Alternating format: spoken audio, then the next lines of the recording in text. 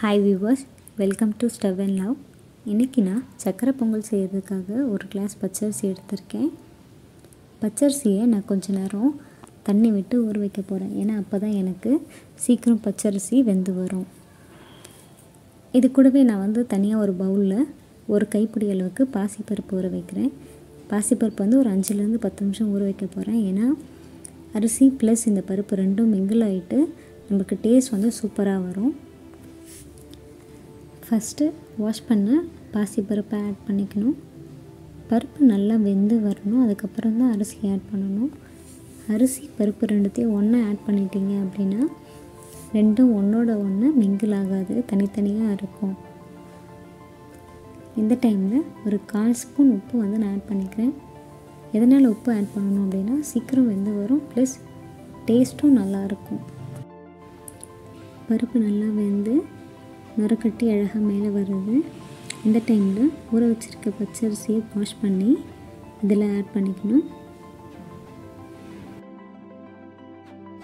Already கொஞ்சமாக தண்ணி விட்டுருப்போம். அந்த தண்ணி எல்லாமே பருப்பு உள்ளே இழுத்துக்கும். அதனால் இந்த அரிசிக்கு ஏற்ற மாதிரி தண்ணி ஆட் பண்ணிக்கணும். ஸோ நான் ஆட் பண்ணி ஒரு 10 மினிட்ஸ் ஆச்சு. பருப்பு ப்ளஸ் அரிசி ரெண்டுமே ஒன்றோட ஒன்று மிங்கிள் ஆகிட்டு நல்லா ஓரளவுக்கு குழைய வந்துருச்சு. இந்த அரிசியும் பருப்பும் நல்லா வெந்ததுக்கப்புறமா நம்ம வெல்லம் ஆட் பண்ணணும். வெல்லத்தை நீங்கள் பாகு எடுத்து காய்ச்சி ஆட் பண்ணலாம், அப்படிலாம் டைரெக்டாக ஆட் பண்ணலாம். டைரெக்டாக ஆட் பண்ணும்போது ஒரு சில வெல்லத்தில் கல் இருக்கும், மண் இருக்கும். அதெல்லாம் இருக்கா இல்லையா அப்படிங்கிறத செக் பண்ணிவிட்டு சுத்தமாக இருந்துச்சு அப்படின்னா நீங்கள் டைரெக்டாக ஆட் பண்ணலாம். அப்படி இல்லைன்னா கொஞ்ச நேரம் தண்ணியில் ஊற வச்சு அதை வடிகட்டி ஆட் பண்ணிக்கோங்க.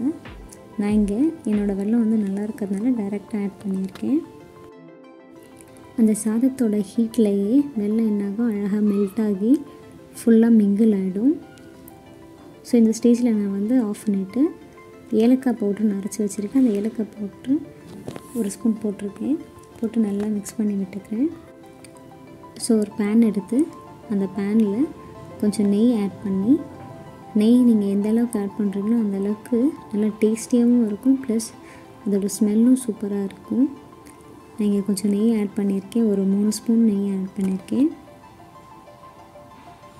நெய் நல்லா உருகி வந்ததுக்கப்புறமா முந்திரி திராட்சை எடுத்து வச்சுருக்கேன்.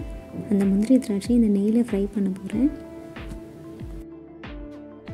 நல்லா நெய்யில் பொன்னிறமாக வறுத்து எடுத்துக்கணும். அதோட ஸ்மெல்லும் சூப்பராக வரும். பொன்னிறமாக நல்லா வந்ததுக்கப்புறம் ஆஃப் பண்ணிவிட்டு ஆல்ரெடி எடுத்து நான் ஷிஃப்ட் பண்ணி வச்சுருக்கேன் பொங்கலில் மேலே இந்த நெய் ஆட் பண்ணிக்கிறேன். பாருங்கள் எவ்வளோ சூப்பராக கலர்ஃபுல்லாக இருக்குது. நம்ம இதில் ஆட் பண்ண அரிசி, பருப்பு, நெய், முந்திரி திராட்சை எல்லாம் மிங்கிள் பண்ணி சாப்பிடும்போது ஒரு டேஸ்ட் ரொம்ப சூப்பராக இருக்கும். மறக்காமல் ட்ரை பண்ணி பாருங்கள். பிடிச்சிருந்தா கமெண்ட் பண்ணுங்கள், லைக் பண்ணுங்கள், சப்ஸ்கிரைப் பண்ணுங்கள். தேங்க்யூ.